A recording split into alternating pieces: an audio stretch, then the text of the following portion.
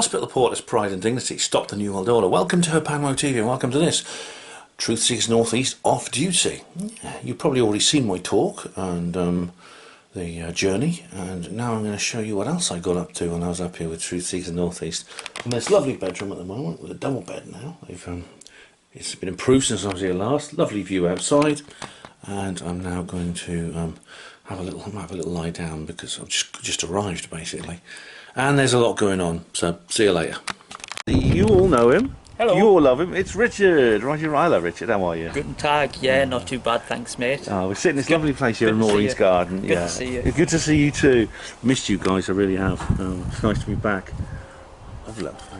And we're sitting here in this lovely garden here. It's beautiful to see how well it's decorated. You've seen it before. About a year ago I came here, wasn't it? And I'm back, and it's lovely weather. Give us one of your what's they call one of your rap things. Step up, step down, or whatever. You're gonna have to wait till I'm drunk. Oh, all right. Well, I promise you, I'll get him drunk, and we'll get him to record one of his raps. All right.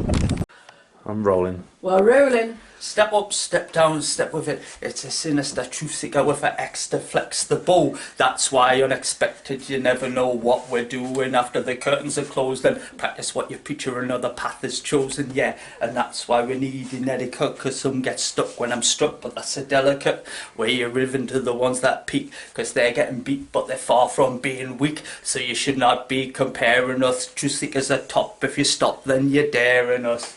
Oh yeah, right. Excellent. I can't remember the rest. Sorry. Truth Seekers North East. Truth Seekers North East. Home of the beast. Yeah. Well done, sorry, mate. Well I don't done. have much more to add. That's very good. Well done. All right, guys, we're heading off somewhere. Where are we going to, guys? What's it called? This place? Cramlington. Airbox in Cramlington. Airbox, alright. That sounds curious. I've not been to this before, by the way. This is new to me, so we'll find out when we get there what it's all about. But it's now Friday evening. I've had a bit of a sleep. Thursday. Sorry, Thursday evening. Thursday. Wasn't asleep that long yet. It's Thursday evening, sorry. I had a bit of a sleep. Lots of weird dreams. I dreamed that Colin Woolford was shooting people and who was swimming in a river. That's just very weird. It's funny how you can have weird dreams, even for really short sleep periods. Turn right. Right, I don't know, but anyway. Yeah, here we are. I've got to drop you here. Alright, so we'll see you in a bit. Hello everyone. Believe it or not, I'm at a huge meeting. There must be easily 150 people in this room, and they're all truthers. I'll tell you more about it later. Everybody can just because a lot of new people here who must get the information. Alright, so what I'll do, I'll lift my voice a little bit when I start, but if we can just, keep things quiet so everybody can hear.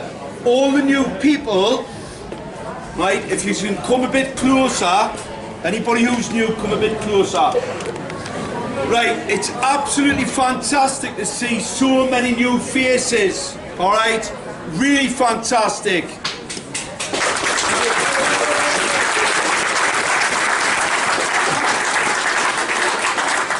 We are making an absolute fantastic. We are making massive headway. You saw what happened in Trafalgar Square. You saw what happened on the marches in Leeds, Manchester, Birmingham, and across the country. Massive increase. The largest group I went to in Leeds was 400.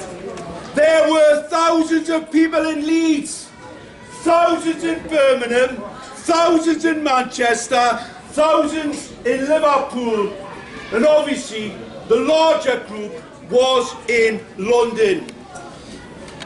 It was in London. We are in the 11th hour. These cult members are coming for our children. Be mindful. This is not a game. There are enough of us now to take action, affirmative action. However, we do not go too early. As every day goes by, every single day, our numbers increase significantly. There are more people. V word. Damage. There's more information on the internet coming out all of the time. I watched a video the other day where there's a guy, the fire brigade kicked his door in and he's dead after 2 of those. V word. The clot shot, the kill shot. They know it's a weapon, we know it's a biological chemical weapon, and they're coming for our children.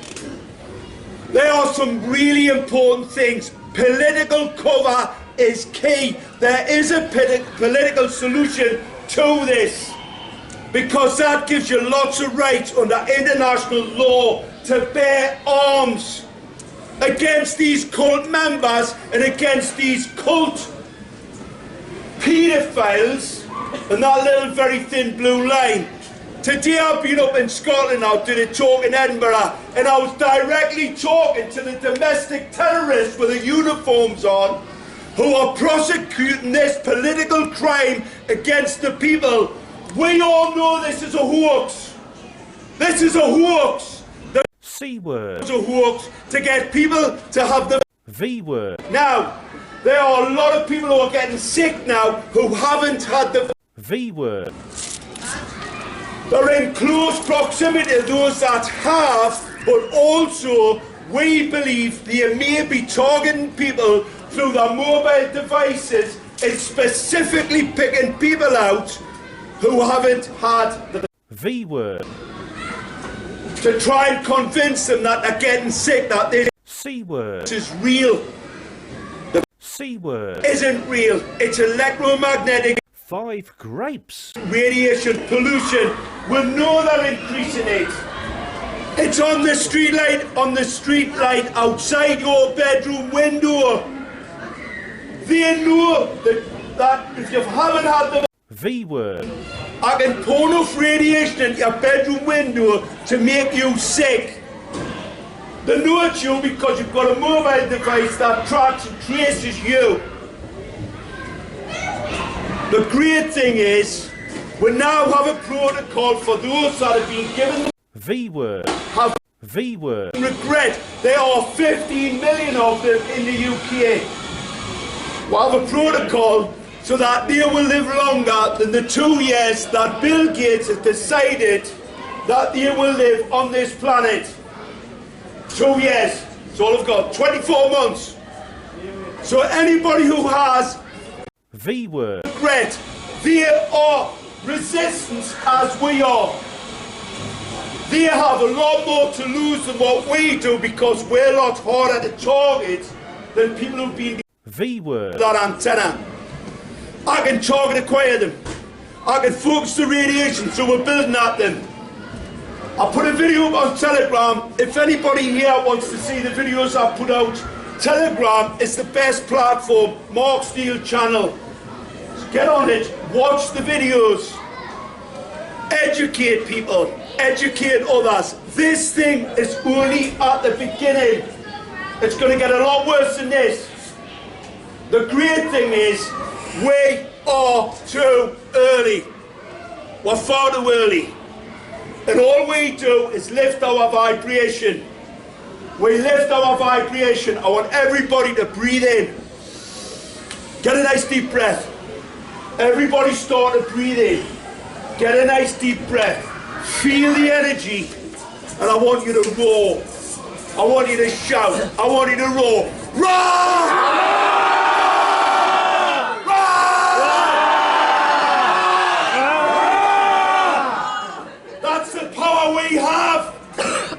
We have this power. It was given to us by our Creator. We are powerfuler than any of these scum paedophiles. They are very, very weak individuals and they are terrified. They are frightened of the numbers. If anybody tells me again that these marches and these gatherings are useless, they're wrong. They're mistaken. Every time we come together and they see us in numbers, they're terrified. They are fighting for their lives, and we are in numbers. It's only a very small number of them.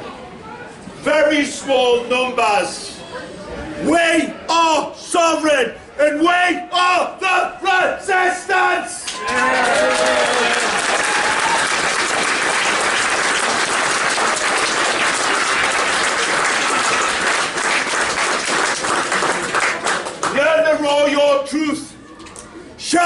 on the rooftops, take the masks off, it's a hoax. Shout your truth, make them hear you. We're here to save lives, we're here to save souls. It's up to everybody here, not me, you,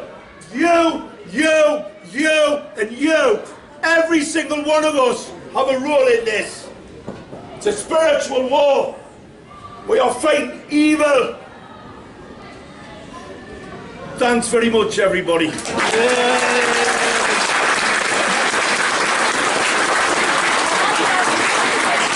couple photocopied them. Joe has photocopied some there, as usual. Hero, goddess, doing what she can do every single time. If we can photocopy these, I'm going to go around the Metro Centre car park. I'm going to stick them in every single windshield I can find. I'm going to stick them under their wheels so they have to look at them when they fall and drop their keys. I'm going to put them everywhere that I can think of so that finally the ancestors can be proud of the Geordie, North East, Tyneside, Scottish blood that runs through all of our veins. Because right now, I'm let down. So please take time to photocopy it. Stick it outside your MP's houses. I said last week we need to be finding out their telephone numbers. Let's fill their inbox up with "we do not consent" with information about V-word. that isn't about V-word. doesn't legally constitute V-word. with any of its ingredients. Let's go outside their houses and just put this on the wall, you know. We'll even deliver a nice plant with it, you know, maybe a natural-based plant to let them know that we're going back to our holistic roots. It's about time we stop conforming. We're still dancing around, tip-tapping around, waiting for this to happen, waiting for that to happen. They know where our children are because they make sure they put them on a register. They know what our children are doing because they make sure to register every single movement they make. They know what we're doing because they make sure to spy with the Pegasus machines on every single thing. They are not just for the army, they are for us, the collective. So let's get proactive and let them know that we know where their children go to school. Not that we'd ever harm children, but we'll just let them know that we could barricade those gates too, if they want to threaten us with barricading our gates. Let's let them know that we actually know where they live. My granddad used to march me through the streets of Newcastle and he knew every single MP's name and he would never take a damn penny from them as a wage, even though he got offered it many times. Why? Because he said, then I'll have to bend to your damn will. If I don't take any money off you, I don't have to. I can be a pain in your arse and still ask for a cup of tea when I call round unannounced. That's what he did. The Lord Mayor loved him for it. So we go to their houses, we let them know that, hi, we're the people you're supposed to represent. What are you actually doing? Nothing, okay, you mean nothing to us then. We just want to let you know we know where you live. There's a tea bag, there's some pine needles, might help a little bit. Let's get a little bit funny with this, a little bit obnoxious with this, a little bit in your face with this. We have got plans, beautiful goddess of a lady. We're making plans right now and we're going to start to really pull things together. I promise you that. I swear to you that. I swear to you. We make plans, me and Denny and Phil talking. We're going to do things like timed bridge blockades up and down the northeast, Sunderland and beyond, Newcastle and beyond, putting blockades up. They want to block our bridges. That was a sign esoterically to say, yeah, we're putting you in, you're on an island, you're stuck. Yeah, well, we can make other people stuck too. And we do it at the same time, at the same minute, coordinated like any good army would.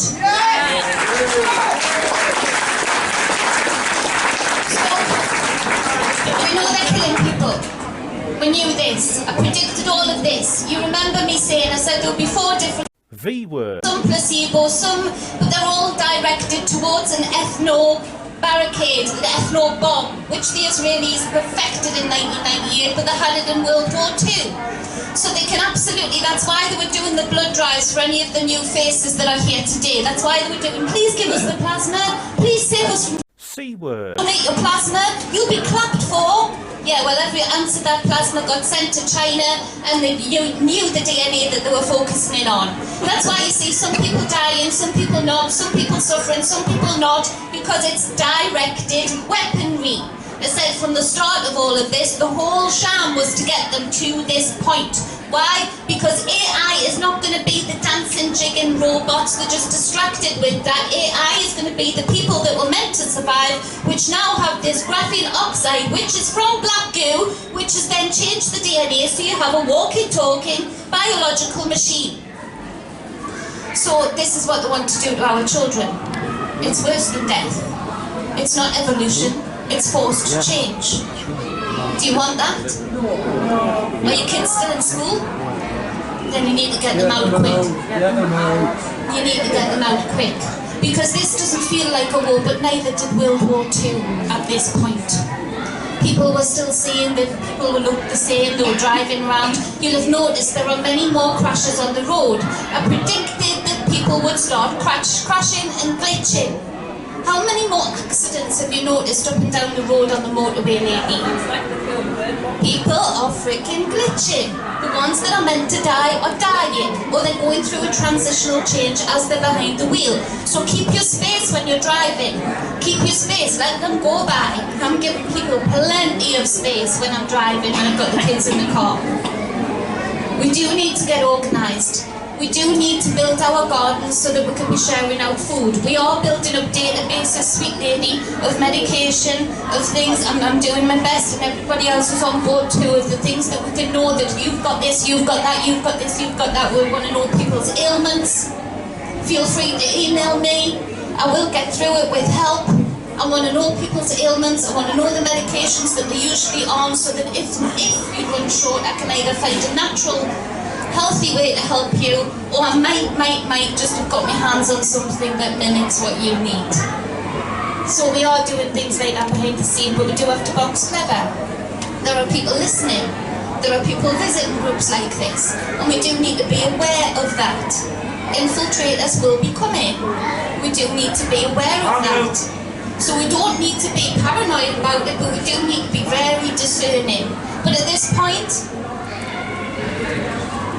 got to take the risk, because at this point, if I don't take the risk and do my bit that my granddad would expect of me at the very least, then my children, I may as well just give them up. I may as well just hand them over.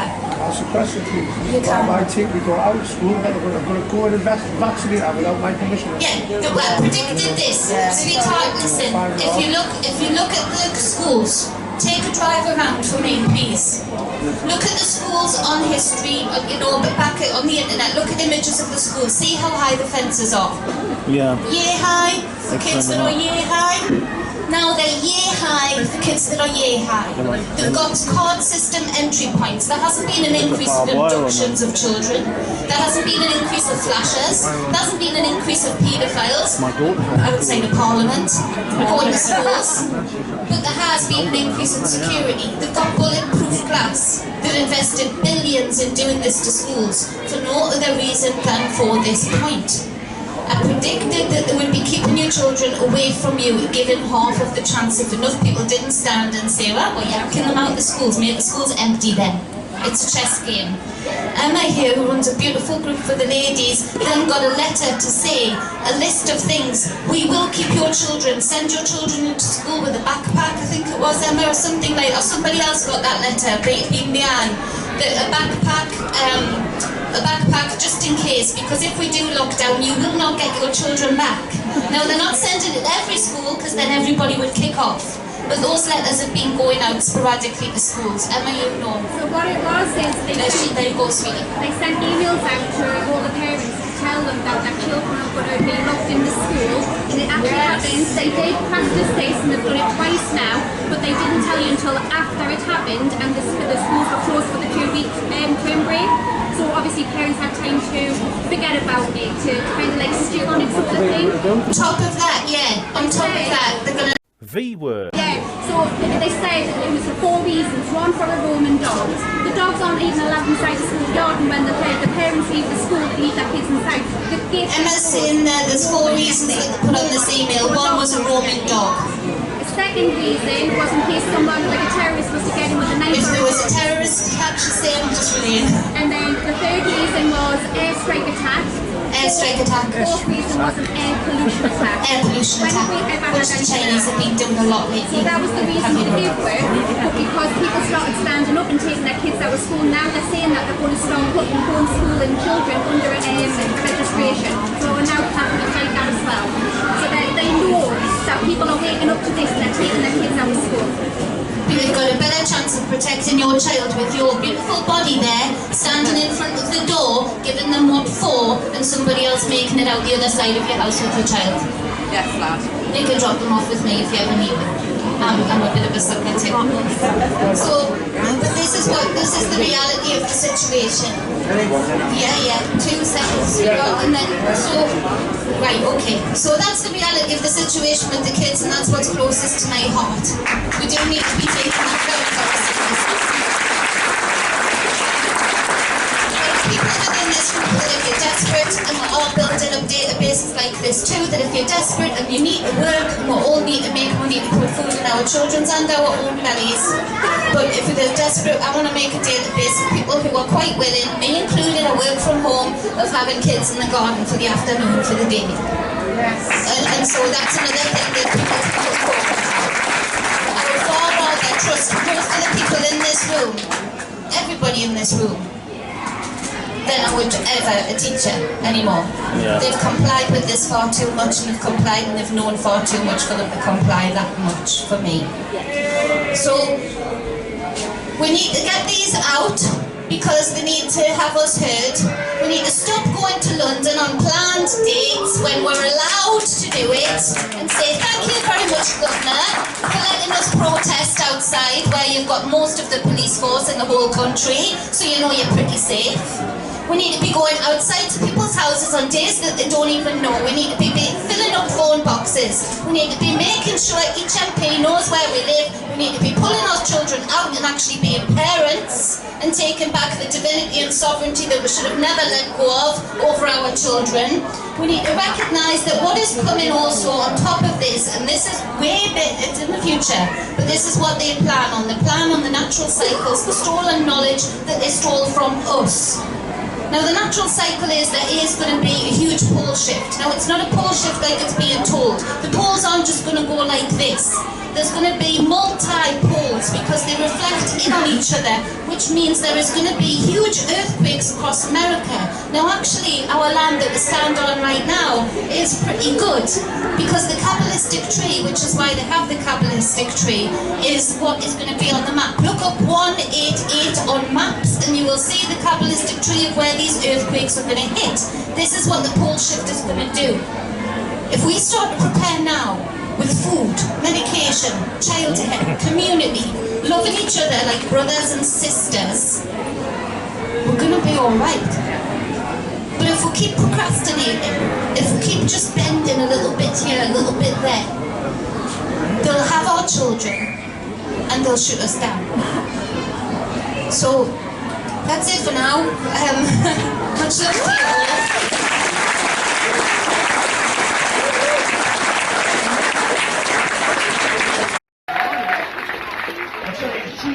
About the Geordie fighting spirit, it really is. I've got a group at Oxford called Dreaming Saucers, and seeing all you people here, I must be 150 of you here, right, has really inspired me enormously. I can't believe the energy in this room right now. It's fantastic. Yeah. If you want more, just to let you know, Maureen here of Truth Seekers North East has 2 events tomorrow evening and Saturday evening. If you want to know more, it's a private meeting. But if you want to come along and want to know more, you speak to Maureen here. She'll give you her email and stuff, and you can get in touch with her for that reason. I'll be doing a very interesting talk, which I think you'll enjoy. If you enjoy this meeting, I think you'll enjoy that. But it's really great it's worth coming all this way just to come to this event, I'll tell you. It's wonderful to meet you all. It's fantastic. It's called, Is There Any Hope? What's the answer, right? I think you all know that already, don't you? You've all heard it here this evening. Hope to see you there. Thank you very much. Oh, God, blimey. I've just got out of the airbox, which is... I walked in and I thought, what's going on? It's like a children's playground place, where lots of trampolines and things. And I thought, what's going on here? Because Maureen and Dawn didn't tell me much about where we were going. So we went up to this little cafeteria, and there's loads of people, mostly adults. And I thought, oh, it's very crowded. And I suddenly they were giving out these newspapers called The Light, and I saw people on all the tables were reading it, and I was like, wow.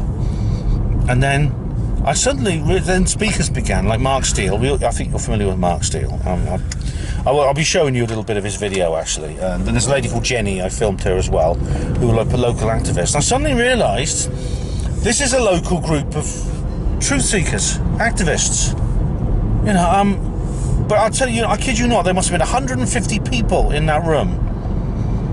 And the energy was incredible. I'm really bowled over. I managed to do a little talk myself, which, well, I'll cut in the clip if I can find it, and I'm in touch with the lady who filmed it. These are people of all ages, and men and women. Incredible. My goodness me. And it's like, I suddenly realised here in Newcastle, there's a really very large, tight-knit, very, very dedicated truth community. I knew that already from Truth Seekers North East, of course, as Maureen and Dawn will tell you. But my goodness me, how did you find out about this? How did you find out about this? Can't tell you. We'd have to kill you. I said, all right. It's planned to say. You, but we'd have to kill you. I don't know if it has a name. Does it have a name, this group? No. I don't think it's just a group of people who were really... The Light is like a conspiratorial newspaper. It talks about the problems with the V word and things like that. C word thing. So, and it talks about mind control, propaganda, things like that, medical experimentation. I thought, wow, this is like I'm suddenly surrounded by all these people who are on my wavelength. Not that I agreed with everything everyone said. There's people with many different opinions, but my goodness me, I just felt so. I think that was like a very emotional event. It's more emotional than informational. Do you know what I mean? The speaker's very passionate. Mark Steele, of course, is very famous for being a big orator. There are a couple of other there's this lady Jenny. She was very good too. There was this other young chap who's organising protests. That's quite amazing. So, thank you very much, Maureen and Dawn, for taking me to that amazing event here at it's airbox thing here in this little town here in Northumberland. What's this town called? Cramilton. Yeah, it's quite something. So if you have a local group in your area like this, or you could even set one up, because they talked a lot about, excuse me, community building and things like that. It's just, you don't have to be alone. That's what. And right there, I was like in a village of people who were like me. Incredible. That's why I like coming here so much, I think. I always look forward to coming here. Well, good morning from rainy Newcastle. It's actually not such nice weather today, but that's the northeast for you, or all of Britain in fact. So it's now Friday. I'm not doing my speech until 7 PM this evening, so I've got the whole day to relax and prepare myself. So we're going to go and meet Richard, meet Dawn, go and meet some other friends. So, see you later. Now this Raphael, I know this because Kevin Logan has taken this photograph and put his face on there for himself, and Christy Winters on that one, these little cherubs. So that's the kind of thing he does when he's simping for his boss. Now this is amazing, this Red Indian scene here with these, they're on horseback there, and there's older Jake Angeli, the Q shaman, leading them into battle. Is that who he is? No, I'm kidding. It's the Q shaman. He looks like him. He's got the headdress. He's got the headdress on. Yeah, amazing picture. And that doesn't have a signature, so you can't attribute it. It was an amazing image. This is the Truth Seekers North East Christmas party. You'll recognise some of the faces you see there. Oh, isn't that wonderful? And over here we have T-Rex. Maureen's a big T-Rex fan. She goes along to the reunions for the various things. The T-Rex you go to the one in London? No, that's true. Oh right, okay. No. And there we see there's proceeds to Alzheimer's Society. There's lots of fans of Mark Bolan and T-Rex. Yeah. And there's another one over here. I'll show you. These are the raffle prizes. I'm glad to say someone did take my book, the one I put as a raffle prize. I put a copy of Redeemed on there as a raffle prize. There's another one. I love the boogie. T-Rex. They've got some good songs. They were a good band. We're just on our way having a walk around. We went to see Dawn. We popped into a garage which Maureen uses for her car, and one of the mechanics then came over and started talking about her car, and it turns out he's one of us. He's one of the 150 crowd, you know. We were talking about climate change, V-word, and the lockdown and stuff like that, mind control. And yeah, Maureen, now, is this true for City, Newcastle? I think so. I think it is, isn't it? Do you know, like, you never have this in Oxford. Well, certain parts. Yeah, but it's just like, and as you know, I've got a group in Oxford, Dreaming Sources. I've got about 6 people involved, which is great for there's people. You levitate to like-minded people. Yeah, but I mean here, well, obviously Tyneside's a lot bigger than Oxford, but still 150 plus on top of 6 indicates that this area is much more awake than where I come from, and so it's great to be here. All right, well, I've been out. I had lunch, and it was a bit dramatic actually, because I had lunch with a few people, and one of the old ladies I was with suddenly suffered from a really bad nosebleed. We had to call an ambulance. But apart from that, everything's going all right. It's now Friday. It's almost 5 p.m, and I think the countdown to my talk has begun. And also Richard Wright, who you'll be seeing in this video. Well, hello there. It's now Saturday morning here in Newcastle. I am going to do a talk again. After the very successful talk I did last night, I am going to do another one. Richard is also doing his other talk too, so that's the plan. We're basically repeating it, what we did before, in front of a completely different audience. I've not done that before, but it should be good. I'll probably do a better do a better job the second time. I might even record the second one, and if it's any better than the first one, use that instead. I'll have to see, or maybe edit them together in a clever little way. We'll see. Alright, ladies and gentlemen, this is Dave, and you're familiar with him if you've watched other videos in this series. He's got another song to play for us. Take it away, Dave. Okay. Wuhan Scam. The Wuhan Scam, that's a good one. They tried to lock me down for a week or 2. Said I had contracted some Chinese flu. But I'm not worried, I ain't that kind of man. They call it COVID-19, it's the Wuhan scam.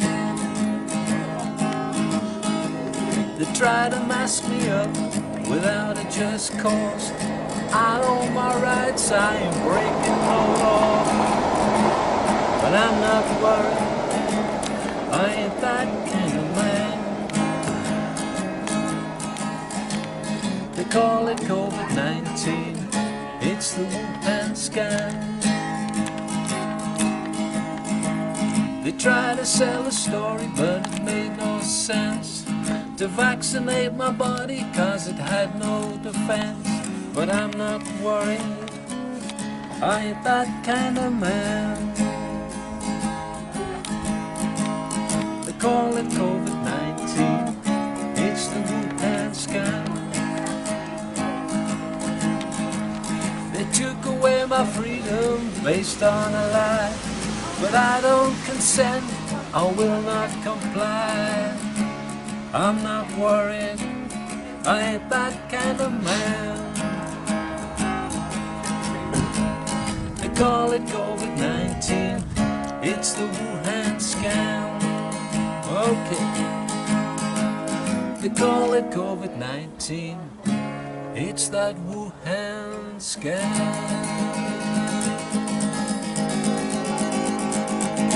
Yeah. Yes, well done. Thank you.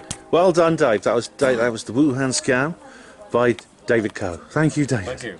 Rest. But before that, she's just going to introduce Richard, who's going to do the first half of the talk. So he's going to do a little talk called the floor is lava. Yeah. Is that right? But mostly mud and water. Mud and water, yeah. You can call it catastrophism. He's going to tell me how the Earth's going to end, basically. We're all doomed. And then Ben... Could you hold your hands against the dog ears so you don't get... Sorry. And then we'll have a quick changeover, we'll have another cup of tea, and then Ben will do his performance, and then we'll have another cup of tea, and then Ben will do the second half. So you're going to be here probably till 5 o'clock. So, but yeah, there's plenty of tea, coffee, snacks and everything, so don't give up hope. You're all right. There's beer in the fridge as well. And there's beer in the fridge if you want beer. And there's also wine, and there's also gin and tonic. Oh dear. Maybe after my talk.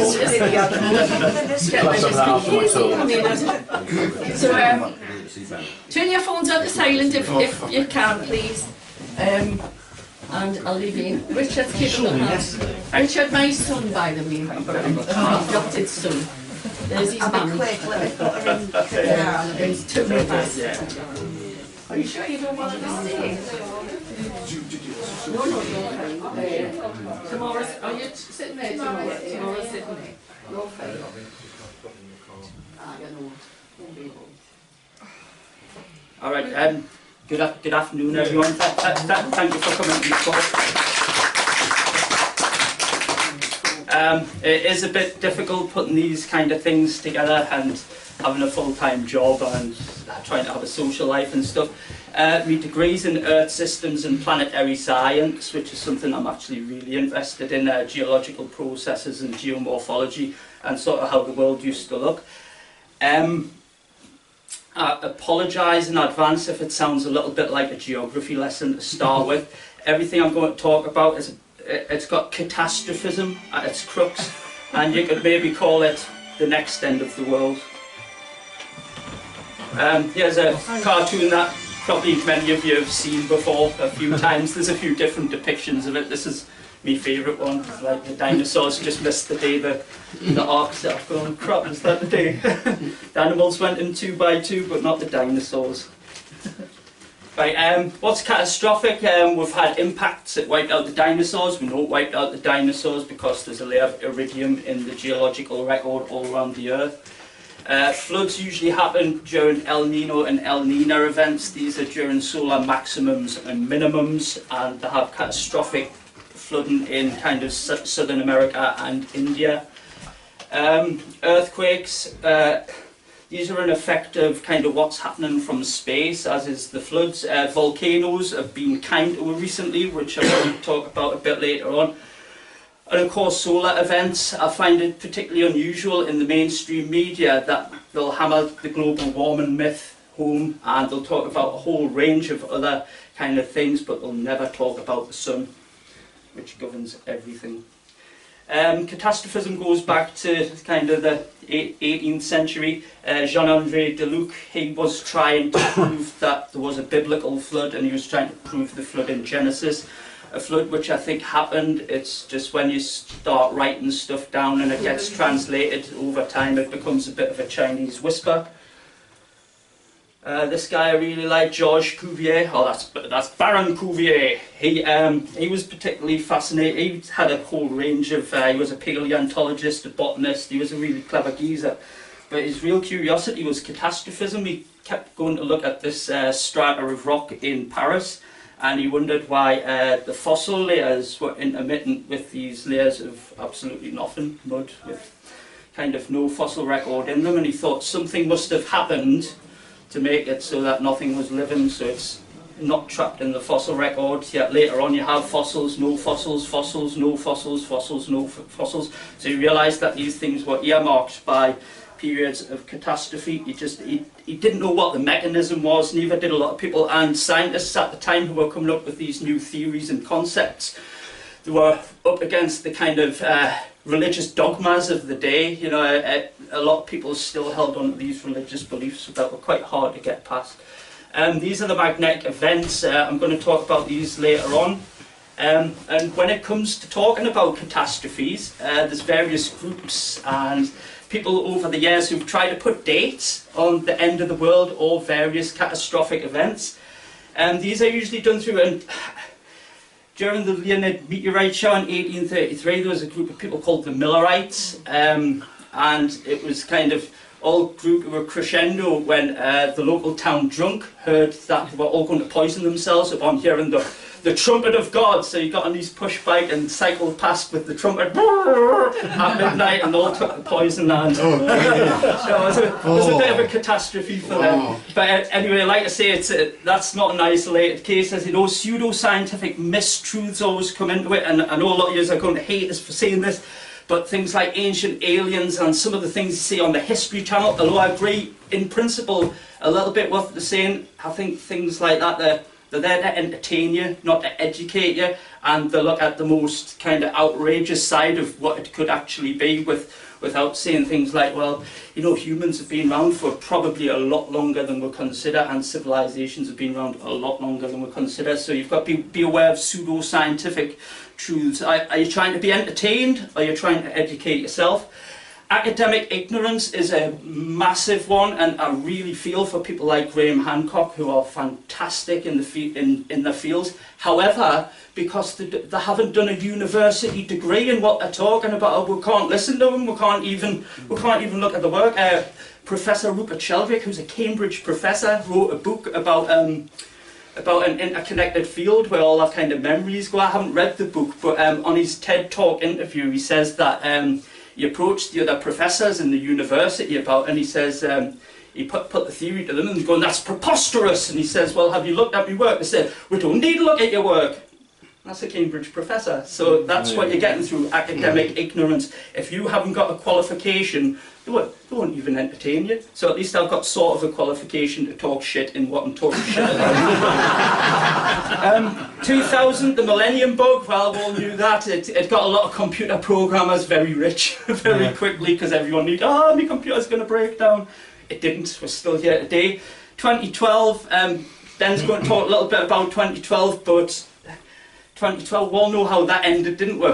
You know, there was all these kind of suicide, and I have to admit, I was kind of caught up in it when I first heard about it, but it turns out that 2012, the Mayan calendar, wasn't even in the popular consciousness till someone wrote a book about it in 1975. The name of the author eludes us, but nobody knew about 2012 anything until 1975. I got caught up in it, but when you look at the astronomy that was happening that day, it all makes a lot of sense. Nothing was ever going to end.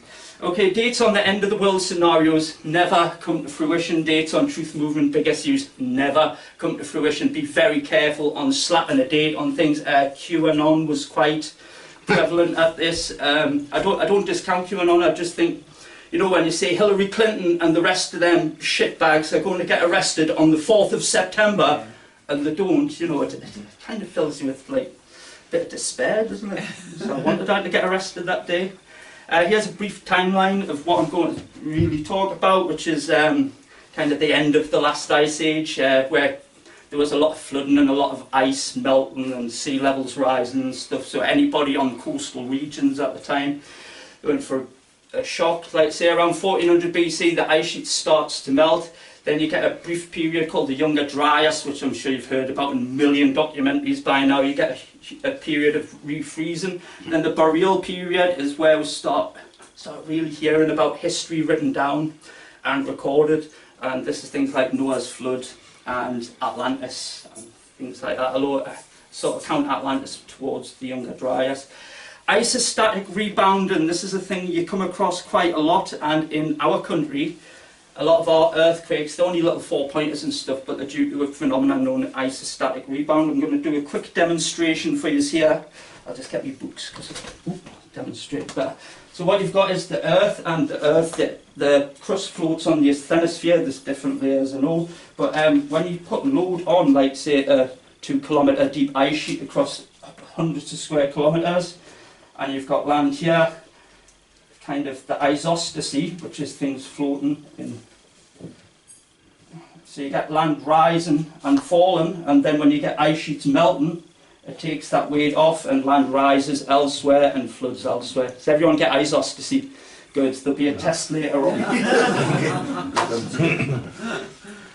But like I say, in this country, certainly around our coastal regions, there's probably a lot of rising and falling went on. The earliest evidence for British civilization, well, we found a a rib with a horse carved into it that dates back about 12,500 years, but there was a paleontologist and a botanist called William Buckland. He heard a rumour that there was some elephant bones in a cave on the Gower Peninsula down by Swansea, so intrepid as he was, he went down there with a rope and just kind of abseiled down, and he found a skeleton of what he thought might have been a Roman prostitute or something, but later on the skeleton got dated and it turned out to be about 31,000 years old, and it's called the Pavland Man if you ever want to go and have a read around that. With the advent of the kind of Victorian age and the lack of scientific processes, you had a place called Aveline's Hole, which is in Somerset, so I believe, and that place literally got raped of its antiquities and things because people didn't know about archaeology, how to do it properly. There was so many artefacts got ruined and thrown out and just smashed up with bad techniques. But we've been occupying this isle for a lot longer than I'd have you believe. This is a map. I don't know why I kept it in, probably because I like it so much. I'm going to talk about this strange island here in a little bit, but this is a map by Gerard Mercator, and he was good friends with a guy you might all heard of called Sir John Dee. And when Sir John Dee seen this map, he thought, how can we put Britain on this map? And this was the kind of like the first inception of the British Empire, when Sir John Dee showed this map to Queen Elizabeth I. And we're like, oh, we've got to get a taste of that. And we went on to conquer quite a lot of the world, didn't we? But like I say, there's a strange island there. I had a lot of maps in this talk, but I didn't want it to turn into a map fest, and I didn't want to end up banging on about maps, because that's a whole different thing. Now, Doggerland, you might have heard of. I prefer the term North Sea land because of the connotations of the word dogger.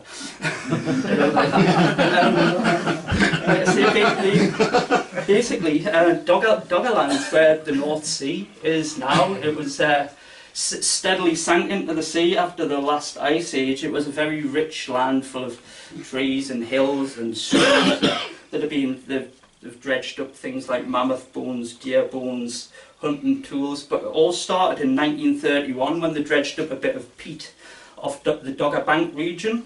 But it's called Doggerland coincidentally because the Dutch fishing vessels were called the Dogger boats, and the Dogger Bank, where most of them fished, is a particularly shallow region. This was the top of the Dogger Hills, which was probably the last place to sink in Doggerland, and the last bit of Doggerland probably sank around 8 BC when the top of them hills sank.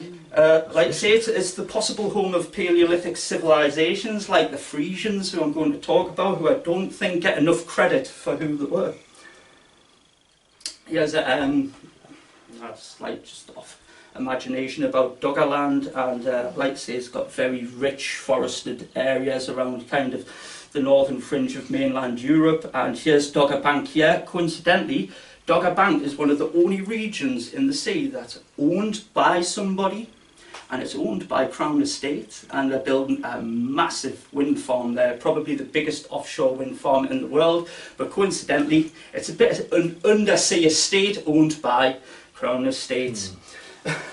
Okay, so like I say, the coastline was very different about then, so about 16,000 BC, you can see, like, if we could go back to 16,000 BC, and they're not sure about the ice sheet extent, so let's say it's here, and we just went down to Tynemouth, the coastline would look a hell of a lot different around 16,000 BC. There'd be a lot more trees and stuff, but it was a lot more low-lying to the north, and it was very luscious to the south.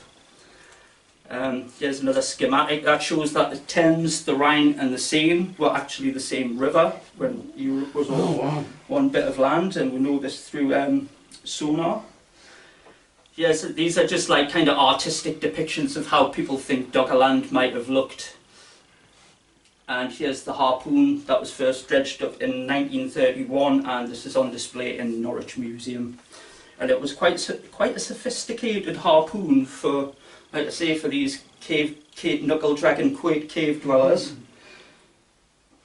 The coastline was more or less shaped by 3 massive landslides. A bit of the continental shelf just off the coast of Norway slid into the sea in 3 different phases. The bit of land that got dislodged was probably about the size of Scotland, so you imagine all that rock sliding underwater, created like 10-metre waves around the shores of Britain, probably wiped out a lot of the bell beaker people who were living in Britain at the time. Like I say, the collapse involved an estimated 290 square kilometres, about the size of Scotland, and it really did shape our coastline. It would have killed a lot of people.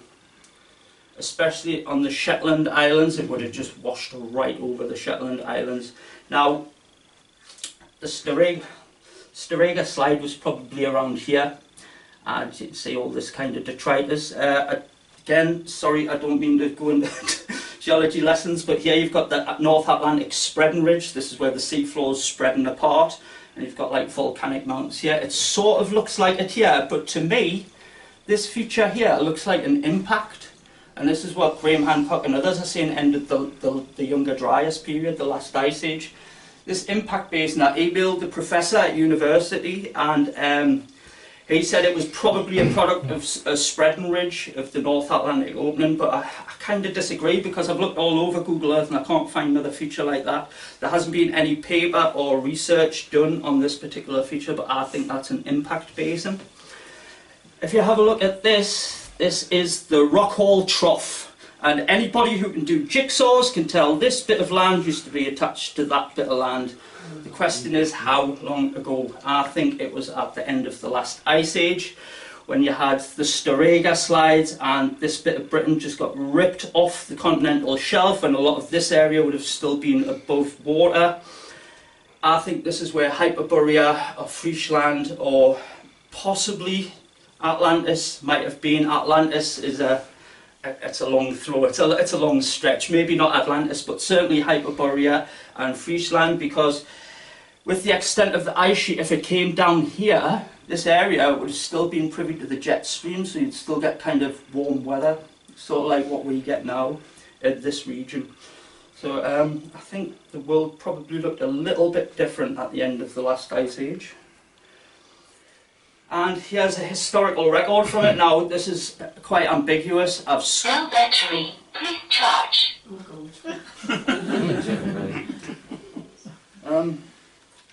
Like I say, this book's really ambiguous. I've scratched the surface. It's an alleged historical record from 2194 BC, and it's written in Old Friesch, and it's a record of a place called Atland, which I know sounds a bit like Atlantis, but actually translates to the old land. And it was an heirloom handed down through generations of the Over de Linden family, and Cornelius Over de Linden actually inherited the book from his Aunt Yaffe.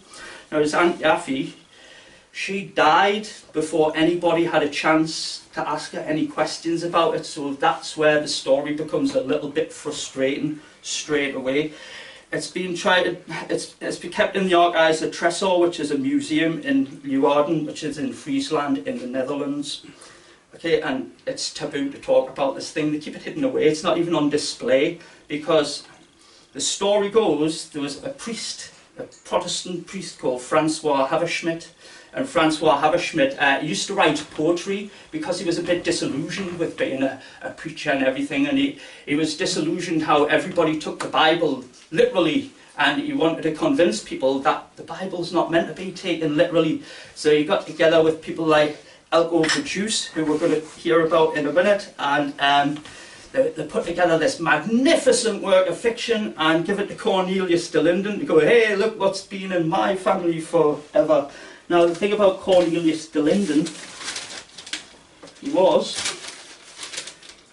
sorry, I forget some of the facts sometimes, he was the chief superintendent of the Royal Dockyard at Den Helder. Now, people who work in dockyards and who've got a history of shipping and everything, oh, this is where all these like old artefacts come from.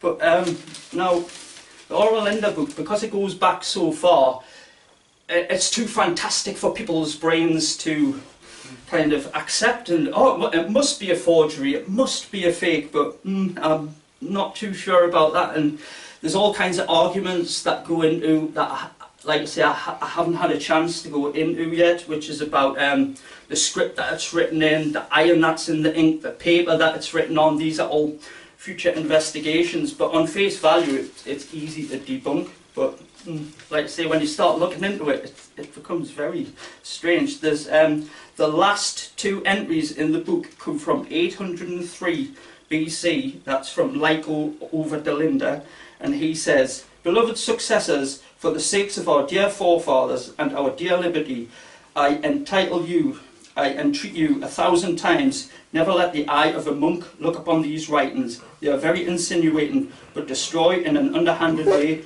all that relates to us Frisians. In order to gain rich beneficiaries, they conspire with foreign kings who know we are their greatest enemies, because we dare to speak to our people of liberties, rights, and the duties of princes." So you all know that the duties of kings, probably from the days of the Greeks, were to hoard wealth, enslave people, and not treat people fairly. The crux of what's going through the Oralinda book is the opposite of that. It teaches people freedom, that the earth's got enough resources for everybody, and that everybody should put virtue over wealth, and you know, all these kind of virtuous messages. And the last entry in the Oralinda book, and this is why so many people are oh, well, it can't be true. It was written in the 14th, 15th century. It's because he wrote on different paper, and this is why. Hidu over Delinda in 1256 wrote, and this is the very last entry in the Oralinda book, "Okay, my son, you must preserve these books with your body and soul. They contain the history of all our peoples, as well as our forefathers. Last year I saved them from the flood, as well as you and your mother, but they got wet and began to perish. In order not to lose them, I copied them on foreign paper. In case you inherit them, you must copy them likewise, and your children must do so too, so that they never be lost." Wow. And that was the last entry in 1256. Now, when it came to light, like I say, Cornelius over Delinda gave it to a guy called my Dutch is terrible, Elko Verjus, I think he's called, and he dealt with ancient languages, and he immediately recognised it as ancient Frisian. Now, a fella called J.O. Otterman got hold of it, and he wanted it for the Friesland Museum, and at the time there was a lot of Frisian nationalism going on. And when you look at who's actually writing the historical record, but most of our historical record comes from Greeks and Romans. They always claimed they were fighting barbarians. Now, barbarian just translates to somebody who's not Greek. I think these people, the Frisians, lived on Dogger land or Friesland, had their own cultures, their own traditions, and they certainly weren't barbarians. And I think the Greeks, the Romans, the Egyptians inherited a lot of what the Frisians were saying. As you know, there's a kind of rumour that a lot of the pharaohs were red-haired white men. Frisians, they were Frisians. Like I say, it's very taboo in the Netherlands, and I've literally scratched the surface of this. If you want to read the Oralinda book, there's a lot of PDFs online. It ends very abruptly as well. It ends in like the way that The Sopranos ended. Halfway through the sentence. Right, and here's a map by Niccolo Zeno from 1558. This actually shows Friesland. So there's a lot of other maps. But what's particularly interesting about Niccolo Zeno's map is he's got the longitude nearly exactly the right place, which was unheard of for the 1500s. We didn't have a chronometer that worked till the 1700s, the mid to late 1700s. That's because to work out longitude, you have to have a clock that works. Now, clocks work on the principle of pendulums, and a pendulum on a ship doing this, it just wasn't going to be accurate ever, was it? So the chronometer wasn't actually invented till the 1700s. So how the hell did Niccolo Zeno, who probably copied these maps from source maps, know where to put the longitude in 1558? I've got a whole plethora of other maps like this, by the way. I just didn't want to put them in and talk about maps forever. Right, going on to the cosmic aspect of catastrophism, and it's the sun. It is always the sun. There's a CIA cover-up. It involves the galactic current sheet, which we're currently going through. Superflare or micronova. Micronova is a bit ambiguous, but a lot of people are becoming more swayed to the fact that the sun doesn't, stars don't just supernova, the micronova that puff off the outer layers. Superflare is just as bad as a micronova. If you get a bad enough flare, you're screwed. Pole reversals, we're going to talk about magnetic excursions, and pole reversals are similar but a bit different. Impactors always come after anything puffs off the sun, you'll get impactors, and surviving. There's a book written by Ken Wright based on his father, who was Major Maynard Wright. He took the 46th and 72nd Reconnaissance Squadron to the North Pole. They had to go to the North Pole to map it because at the time they were just in the start of the Cold War, and finding the North Pole and navigating over the North Pole was becoming more and more imperative. That's why they actually went there.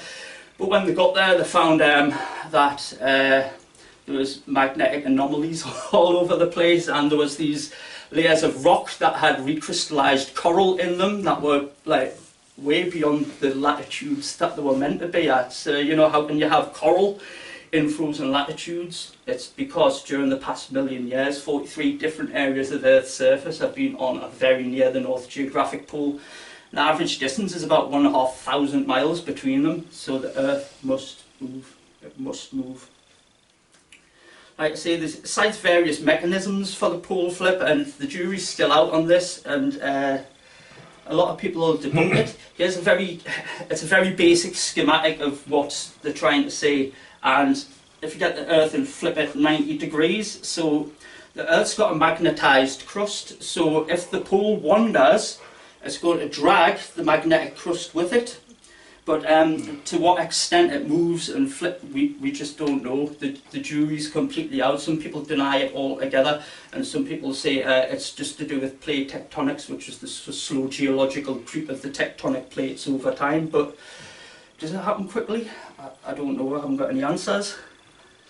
But these things were talked about in the Pentagon, and Major Wright was there, and a whole bunch of other people. Charles Hapgood was there, what I'll talk about later. They didn't want to tell people about it, but the scientists, they were like, well, we do want to tell people about it, but we don't know how to release it. Then the information was actually released in a short newspaper column, and people ignored it. But to be fair, how many of you would honestly read an article about geology? How many? Oh, look at this. At the time, pretty much the interest in geology is what it is today. It's sparse, it's a niche subject. Okay, so when it did appear, they got no responses and thought, so it's okay. But they did realise that people were getting very close to the truth. And like the UFO phenomena, we can't tell the public. You can't tell the public because they'll panic, there'll be chaos in the streets. Nah, people can generally take these kind of things, aliens especially. Now this guy was there, you probably all heard of Charles Hapgood, especially if you've seen the film 2012. He led an amazing double life. He was a respected university professor, he taught different disciplines at different universities. But he was also in the OSS, he did a lot of geophysics for the OSS, and he was instrumental in making the OSS into the CIA. Like I say, he had a tremendous double life. Now, Charles Hapgood was at that meeting in the Pentagon in 1948, and he realised that, he probably realised that people shouldn't know this, and we need to steer people away from the information. So what he did, he put out an Earth crustal displacement book in 1958, which was easily debunkable. It had a different tilt, different poles. His argument was, it was crap, his argument, and it took down the whole field of catastrophism with it. So when anybody mentioned catastrophism, they thought, oh, Charles Hapgood, oh yeah, he's a crackpot, oh, the Earth's slipping around the shadow, that's stupid, it's preposterous. But that's what happened, it took the whole field of catastrophism down with it. Now, more and more people are looking towards catastrophism. Maybe what they didn't know about the sun then, we know about the sun now, and I think there's a lot of very rich, powerful people know the same thing. Now, let's see if I can play this soundbite from Chan Thomas, read by Ben Davison. Let's see if I can get this. Please work.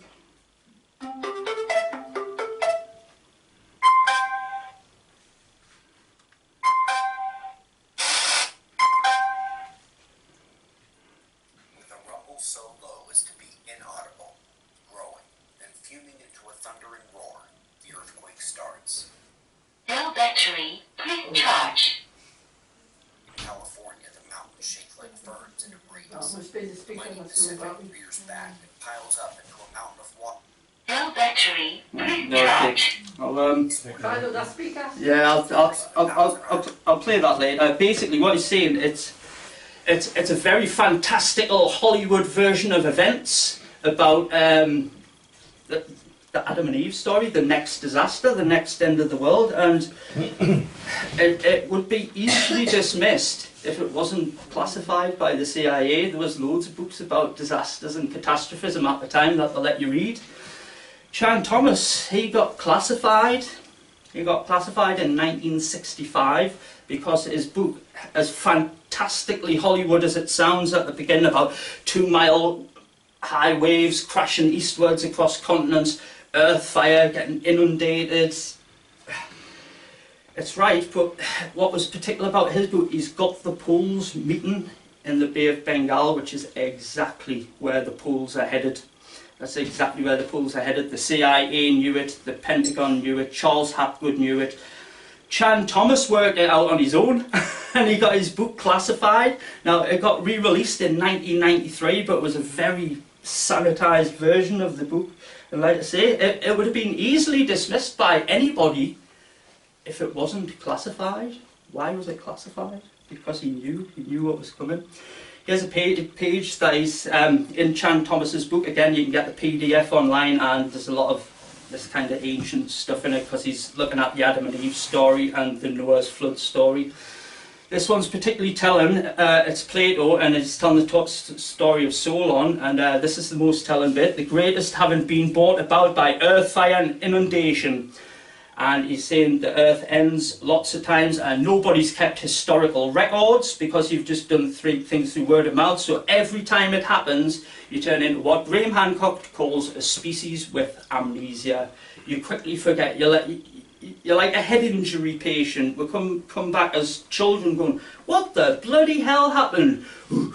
I'm going to make stone tool. And that's literally what happens to it. But I think, certain rich people can survive this. They've got spaceships and all kinds of things. And I think these are the gods that they talk about when, they reintroduce themselves to the planet. And go, oh, hello, look at the technology we've got. Well, anybody with technology would be looked at as a god. Well, we can't do that. How does he do that? It's magic. He must be a god. Right, the Janabekov effect. This is something that happens in space. This is also something that slows me talk right down because the videos are shite. In particular, this update pertains to the Janabekov effect, the intermediate axis theorem, where that asymmetry causes simple rotation to result in tilting based on the severity of the asymmetry after a period of seemingly quieted and calm spin. Whereas the wildly popular YouTube channel Veritasium claimed this did not apply to Earth because we were pretty symmetrical about the spin axis, we countered with the evidence that we are not symmetrical in any way, shape, or form as a planet. The outer parts we can see tell us that. The subduction zone, homes of all blot echo earthquakes ever, snitch on the asymmetry. And of course, the LLSVPs, the large, low shear velocity provinces, the pluming, thicker, conductive protrusions from the core mantle boundary up into the mantle and fingering up to places like Hawaii and the East African Rift. As you might infer from those facts, they indeed spring out opposite sides of the core, like internal handlebars, one below Africa and the other below the Pacific. Symmetrical indeed. It is sort of inane at this point in geophysical knowledge to consider the planet symmetrical in any way, and when we went over in the series just how serious the electromagnetic forcing of the entire planet can be by the sun, I can remember looking back at all that evidence and thinking to myself, what's next? They're going to tell us the Earth's core is lopsided perpendicular to the LLSVP internal handlebars, and that T-shape actually does. Yep, they do. And what he's basically saying there is some of these, the hotspot volcanism, you probably know as Hawaii, the Canary Islands, the East African Rift. There's particularly hot spots of like magma coming up there, and it's making the planet lopsided, which adds to the Janabekov effect, which is where you spin something in space, it'll tilt and then go back to its spin, then tilt and go back to its spin. Does it happen to Earth? Don't know, but it's a very strange effect. Here's a GIF of just it's a bigger picture of what you were shown there. So they're the hotspot volcanisms creating an imbalance in the Earth that can easily lead to the Janabekov effect on Earth. It's all coming, like I say, from the sun. It's a large fiery ball at the centre of the solar system, in case you missed it. What I was talking about before, solar kill shots. This one happened just 2 weeks ago, and if it was December, we'd be screwed. Right now, when we were on the other side of the solar system, we would be in very big trouble. 2 massive solar eruptions, each capable of causing electrical disruptions on Earth, would have begun to arrive today and could be sending our planet back to a time before electrified technology. Yeah, so these solar kill shots, like I say, they mightn't kill you, but there'll be no telephones, no internet, no television, no electricity, no emergency services coming to help, no hospitals, nothing. So solar kill shots, you don't necessarily have to fry. Magnetic excursions, we're having one now. They happen roughly every 12,000 years. We know this from coring in these places, and what happens is these areas are particularly heavy in sediments. When the sediments lie, the iron and manganese in the sediments line up with the Earth's magnetic field, and you can tell by looking at the minerals where the actual Earth was, that particular part of the Earth was, based on the latitude and the tilt of the magnetic minerals. That happen, I'd say, every 12,000 years. The Earth the magnetic field does this. It happened over 12,000 years ago now. We're long overdue now. A magnetic excursion isn't a reversal. It's like a bit of a flip. It kind of undulates a bit and then it'll flip and then flip back.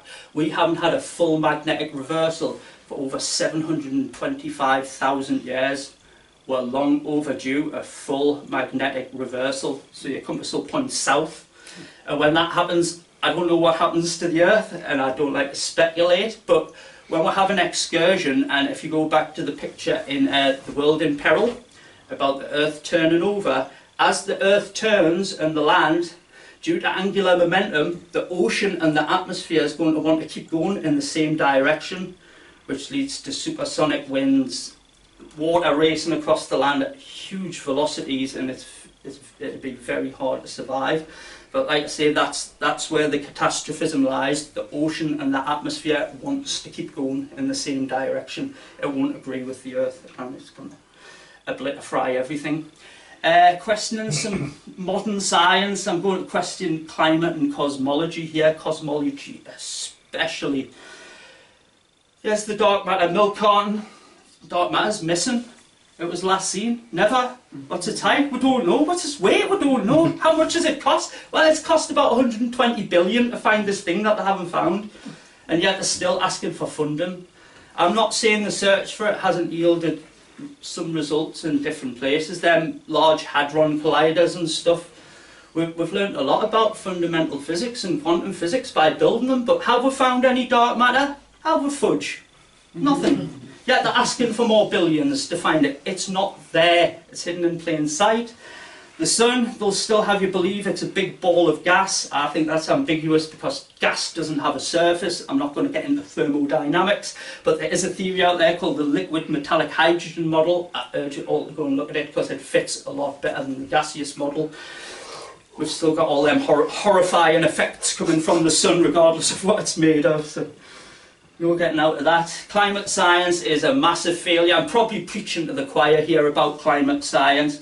It's failed to predict the future on numerous models. In fact, nearly every model, it's failed to predict the future. Do you remember a guy called Al Gore with his scary, the poles will be melted and the temperature will be this high? Every single measurement that we've taken has come in under the scary temperature ranges. Past climate, they can't even agree with each other. Academics, paleontologists, they just can't agree with each other. They can't predict the past. Like I say, with the Earth crust displacement and the slow creep of geologic time, they can't even agree about that. CO2 oversensitivity in the models and the bias CO2 on heat. Oh, it's this anthropogenic global warming, which means it's man. But if you scale the Earth to the sun, I'll give you an example.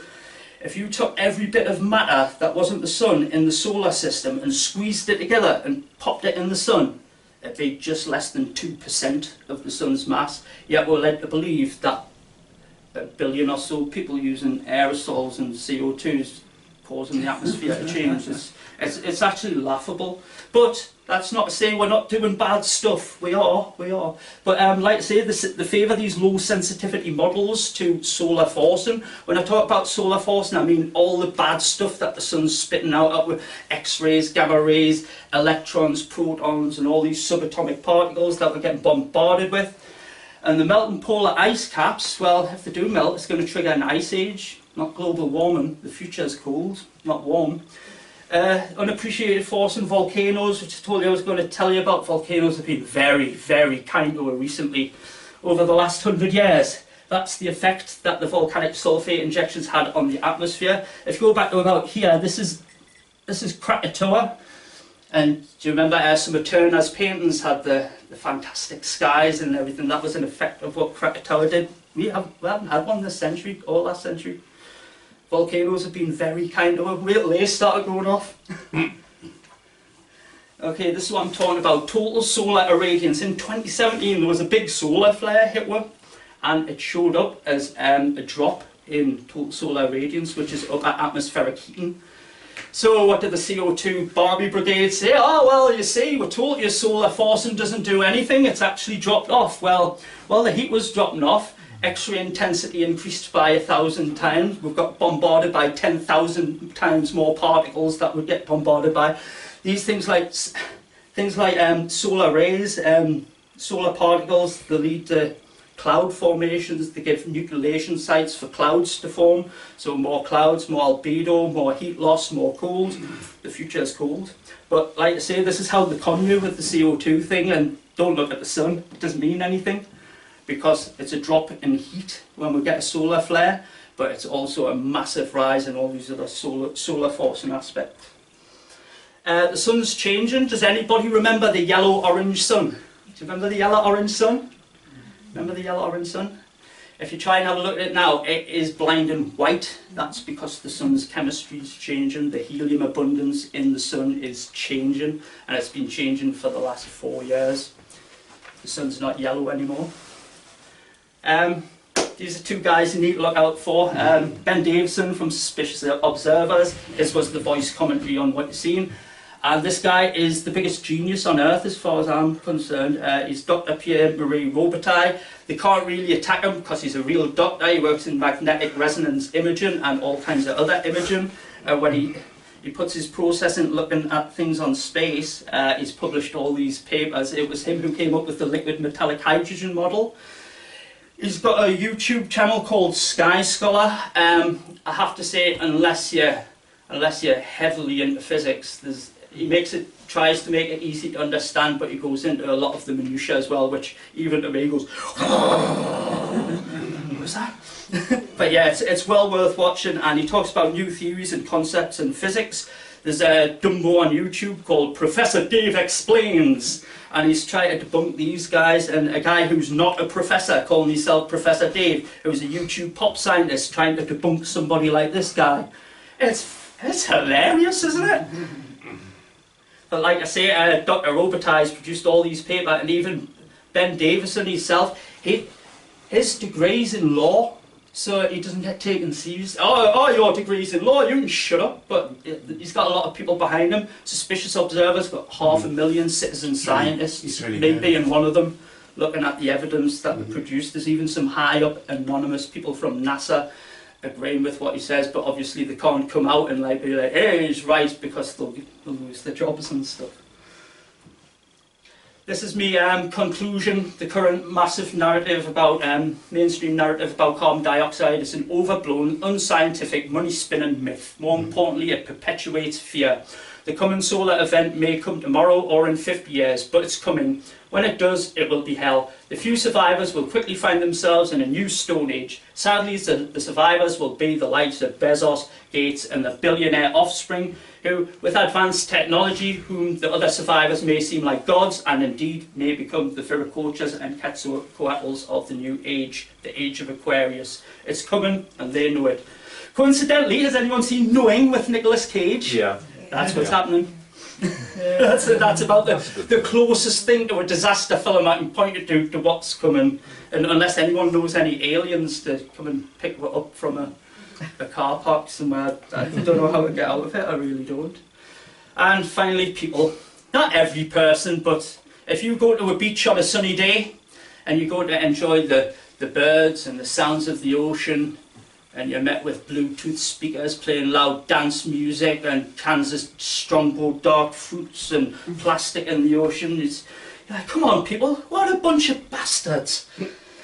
And that's because of our throwaway society. Like I say, there's absolutely nothing we can do with anything coming from the sun, but there's stuff we can do on Earth, yeah? You know, we all live on this rock, despite what it's going to do to it. We all live, yeah? We can all privy to clean water, lack of plastic in our oceans, clean food to eat, air to breathe. Why can't we have that? So when people, my advice, when people start talking to you about the global warming myth, get them on the page of pollution, because that's a tune we can all dance to. Let's stop pollution, we can fight that.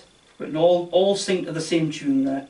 And like I say, thank you Truth Seekers North East, and I'm going to hand you over to Ben after your nice cup of tea. And we'll do the changeover. Help yourselves to tea and coffee. I'd just like to present Richard with a Truth Seeker North East t-shirt.